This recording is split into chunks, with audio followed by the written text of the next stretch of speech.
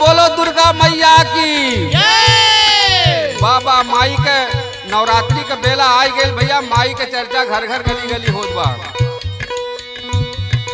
पावन नवरात्रि आई गईले, घर घर में कलशा माई के रखैले।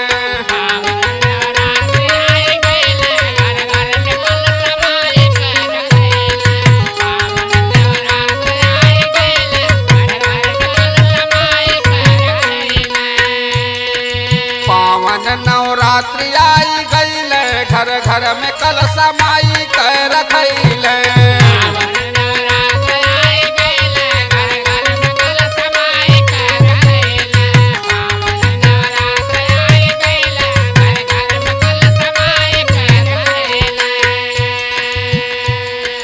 बाबा पहली लाइन में भक्त मतारी से कहत का बा, चैत नवरात्र बा माई के दिनवा,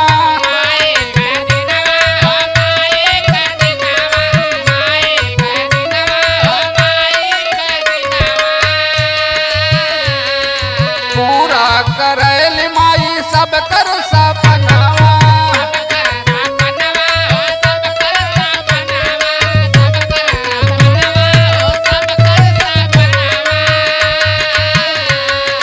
फूलों से मंदिर सजी गईले, घर घर में कलशा माई के रखैले।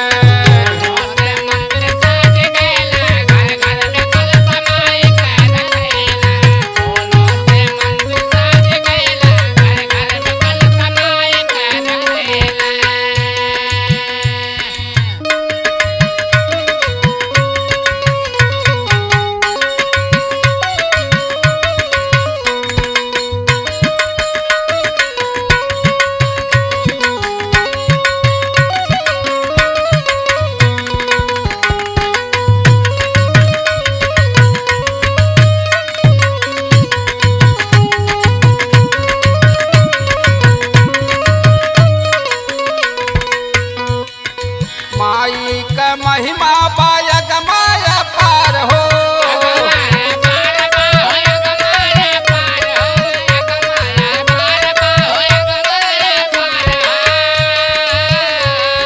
भोरवे में खुल जाला मंदिर के केवाड़ हो।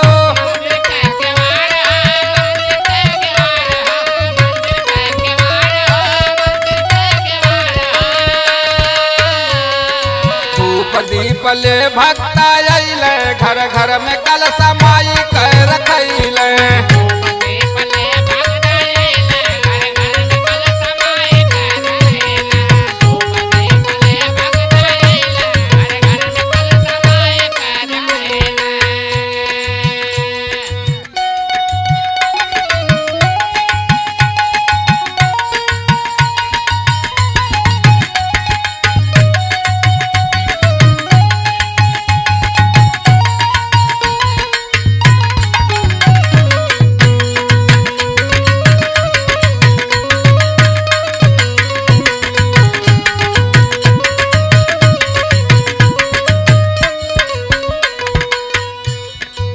तीसरी लाइन में भक्त मतारी से फिर का कहत बा, हार चढ़े फूल चढ़े नरियर चुनरिया,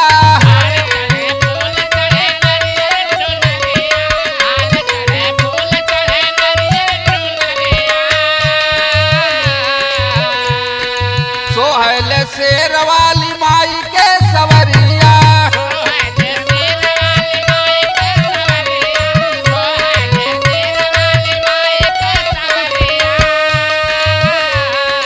हार फूल मेवा चढ़े नरियर चुनरिया, सोहल शेर वाली माई के सवरिया। शक्ति से दुष्ट हारी गईले, घर घर में कलशा माई के रखैले।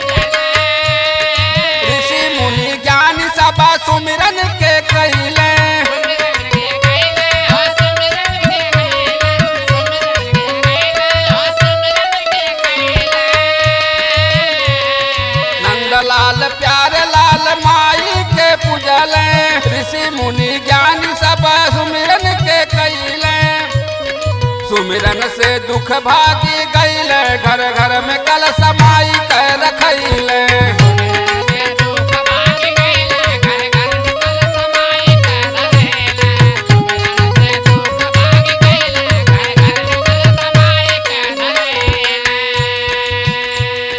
पावन नवरात्रि आई गईले, घर घर में कल समाई कर रखैले।